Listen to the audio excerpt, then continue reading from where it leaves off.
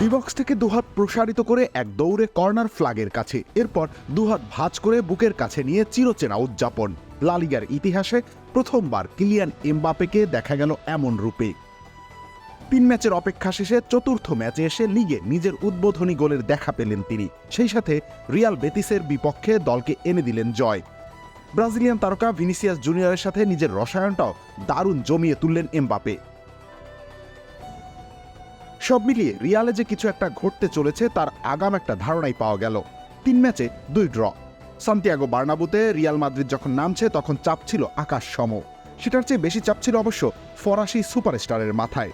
তবে 67 মিনিটের মাথায় সব চাপ উবে গেল ফেদেরিকো ভালভার্দের দুর্দান্ত এক ব্যাকহিলে গোল করে বসলেন তিনি। তাতেই আরাধ্য জয়ের দিকে এগিয়ে গেল লস ব্লাঙ্কোসরা। সেই সাথে নিন্দুকদেরও একটা জবাব জানান গেল।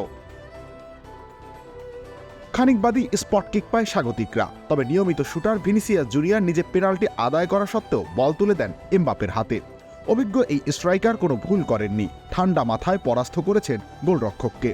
তারকাদের এমন বোঝাপড়াই তো রিয়ালের গ্রেটনেসের মূল শর্ত। ম্যাচে আর তেমন কিছু না ঘটলে 2-0 গোলে জয় পায় রিয়াল মাদ্রিদ। এই জয় ভিনি এমবাপের অবদান চোখে পড়লেও খানিকটা আড়ালে আছেন বদলি হিসাবে নামা ব্রাহিম দিয়াজ। স্কোরশিটে নাম নেই তার, কিন্তু তিনি মাঠে নামার পরেই মূলত খেলার তীক্ষ্ণতা বেড়েছে কয়েক গুণ। বারবার বেতিসের রক্ষণে হানা দিয়েছিলেন এই তরুণ। 2 গোলেই পরোক্ষ অবদান আছে তার। এমনকি এনরিককে দিয়েও অসাধারণ একটা গোল প্রায় করিয়েই ফেলেছিলেন তিনি। এমন জয়ে টেবিলের 2 নম্বরে উঠে এসেছে অল হোয়াইটরা। এখন ছুটতে হবে টেবিল টপার বার্সেলোনাকে ছোঁয়ার লক্ষ্য নিয়ে। আপাতত 4 পয়েন্টে এগিয়ে আছে তারা।